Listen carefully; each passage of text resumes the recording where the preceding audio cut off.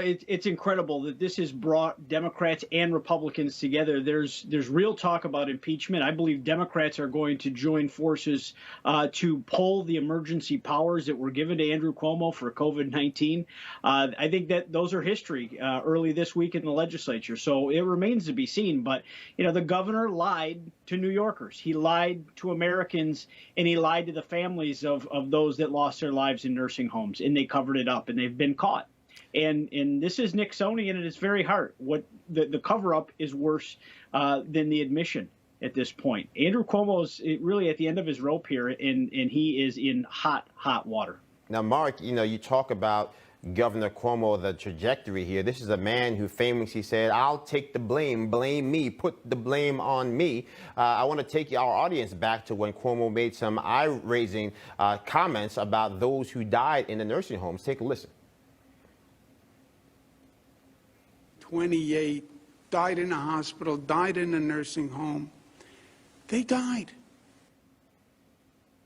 I mean, it's really disheartening because he seems to not even understand. Maybe he's believing his own jive sermons, because we're not talking about the fact that people died. We're talking about the fact that at a time when people were looking to New York to develop best practices, because his PR team that got him an Emmy and a New York Times best-selling book were saying that the New York model should be the American model. He was lying about the very data that people were relying upon to make sure that we could keep people all across this nation safe. Same governor, same attitude, same policies, same history with the nursing homes as it was months ago. Things have changed now. The press is now interested in it. The Democrats are now interested. Some of it's been exposed. But most of this has been out there for a long time. Mr. Chairman, it's been about 20 years since your party has had a pulse in this state. You're not a medical ethicist. You're the chairman of the party. So how does this lead to the Republican Party getting back to being a real party in the state of New York? Well, since I ran for chairman last year, I made my sole focus to the 2022 election, because I believe the only way to change New York is to change governors of the state of New York. And we saw leading into COVID-19, Andrew Cuomo was his numbers had really cratered, given a lot of the policies, things that had happened, the bail and discovery reform that had created a criminal justice crisis in New York, and then the virus comes along, and then we have a governor that's written a book about how he's the hero of COVID-19. Well, this situation here proves that book was a work of fiction. So, Mr. This governor is in very deep trouble. We are working day and night to recruit a top flight team of candidates for 2022. Mr. Chairman, you led me. Elect the next best Republican governor. Mr. Chairman, you led me right where I wanted to go. Throw out some names. Who are Republicans who could beat Andrew Cuomo? We have an incredible federal delegation. Look right off the bat. Look at people like Elise Stefanik or Congressman Lee Zeldin, Congressman Tom Reed. Those are all three people that have not denied interest, but we are casting a net far and wide. People that can raise the resources, that have a proven track record at the ballot box, people that can win this race and take the fight to Andrew Cuomo. How about Donald Trump Jr.? I believe he's a Floridian at this point. Well, Nick, I want to get specific on that point. You look at the fact it's been over 20 years since we've won any statewide race here in the state of New York. It's clearly a different state today than it was then. How do we build this on-ramp? I think, how do we get those restaurant workers who were drummed out of the workforce by these lockdown policies of everybody from Mayor de Blasio to Governor Cuomo? How do we get those everyday citizens who realize the callous disregard that people like Andrew Cuomo and some folks on the left have had for the care and feeding of their loved ones? Well, I think you're precisely on the right too, and it's how have these one-party policies helped you?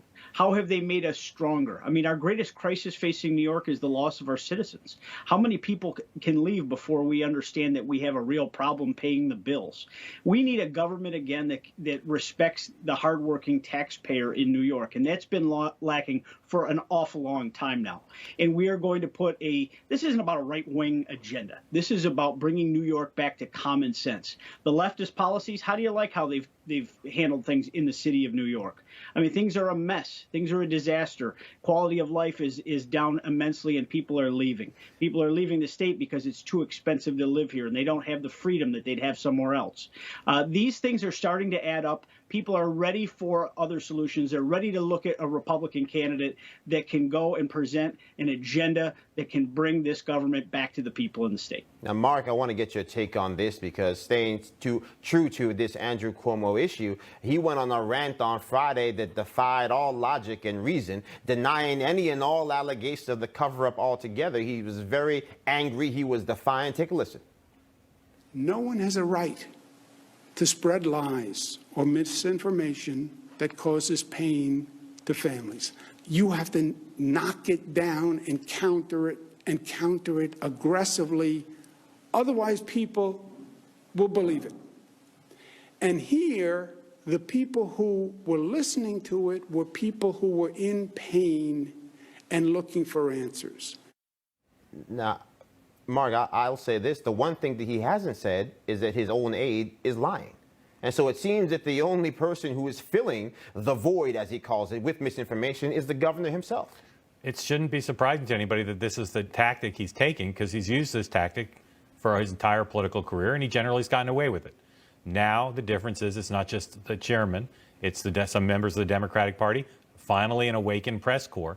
People just need to focus on asking tough, hard questions for accountability, and I don't think speeches like that will matter anymore. But again, he's gotten away with stuff like that for a very long time. He's talked his way